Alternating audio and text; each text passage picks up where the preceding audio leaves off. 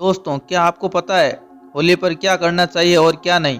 ये हमारे लिए जानना बहुत ही आवश्यक है। होली का त्योहार तंत्र मंत्र क्रियाओं के लिए सबसे महत्वपूर्ण माना जाता है। होली का पूजन से लेकर होली का दिन तक के समय में किसी भी प्रकार का आपके साथ हो सकता है। तो चलिए जानते हैं होली के दिन क्या करें और क्या नहीं करें।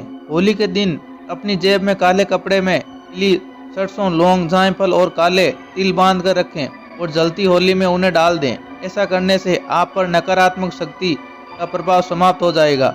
इस दिन सुबह जल्दी उठ जाना चाहिए और पूरे हर्ष और उल्लास के साथ होली मनानी चाहिए।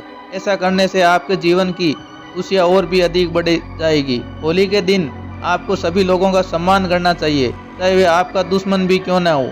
यदि आप ऐसा करते हैं तो समाज में आपका भी मान सम्मान और अधिक बढ़ेगा। इस दिन आपको घर की साफ सफाई अच्छी तरह से अवश्य करनी चाहिए और साथ ही भगवान विष्णु के नरसिंह अवतार की पूजा भी अवश्य करनी चाहिए। ऐसा करने से आपको भगवान विष्णु की कृपा प्राप्त होगी।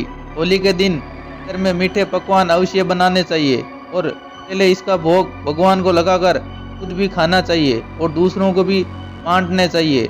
ऐसा करने से आपके जीवन में भी खुशियां बढ़ेगी। होलिका दहन की अग्नि में गेहूं की पाले अवश्य डालें, लोगों से अवश्य मिले। ऐसा करने से आपके जीवन में खुशियां और भी ज़्यादा बढ़ेगी। होली खेलने वाले दिन अपने घर के बुजुर्गों के पैरों पर गुलाल लगाकर उनका आशीर्वाद अवश्य ले। ऐसा करने से आपको अपने घर के बड़ों का आशीर्वाद तो मिलेगा ही, साथ ही आपको भगवान की कृपा भी बनी रहेगी। होलिका दहन अगले दिन होलिका की राख अपने घर में अवश्य लाए और उसे अपने घर के चारों कोनों में डाल दें। ऐसा करने से आपके घर का वास्तु दोष समाप्त हो जाएगा।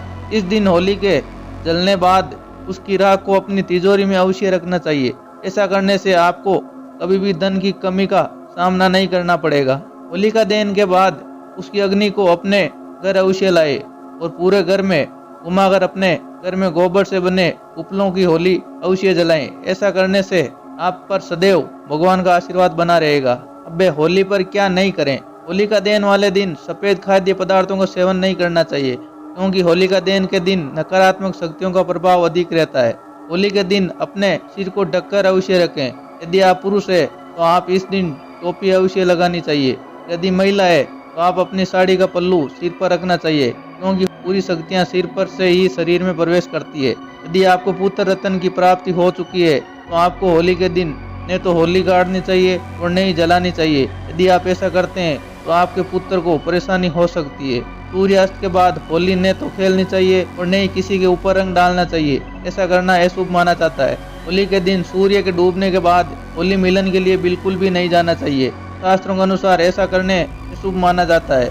ऐसा करने से दोनों ही व्यक्तियों के ऊपर भारी संकट के आने की संभावना होती है। किसी भी नवविवाहित लड़की को होली जलते हुए नहीं देखना और इसके साथ ही सास और बहू को भी एक साथ होली का दहन नहीं देखना चाहिए। शास्त्रों के अनुसार ऐसा करने से उस नवविवाहिता के जीवन में कई प्रकार की परेशानियों का सामना करना पड़ सकता है। होली के दिन किसी को न तो धन देना चाहिए और न ही किसी से धन लेना चाहिए। यदि आप ऐसा करते हैं तो आपसे मां लक्ष्मी रूठ जाएगी, आपको दरिद्रता का सामना करना पड़ सकता है। इस दिन किसी भी प्रकार का कोई शुभ और मांगलिक कार्य बिल्कुल भी नहीं करना चाहिए, क्योंकि शास्त्रों के अनुसार ये सभी कार्य इस समय में करने वर्जित माने जाते हैं। होली के दिन किसी भी शमशान या सुनसान जगह से पर बिल्कुल भी नहीं जाना चाहिए, क्योंकि होली के दिन तंत्र मंत्र क्रियाएं अधिक होती है, जिसका असर आप पर भी हो सकता है। इस दिन भूलकर भी मांस और मदिरा का सेवन बिल्कुल भी नहीं करना चाहिए। यदि आप ऐसा करते हैं तो आपको भगवान विष्णु के क्रोध का सामना करना पड़ सकता है।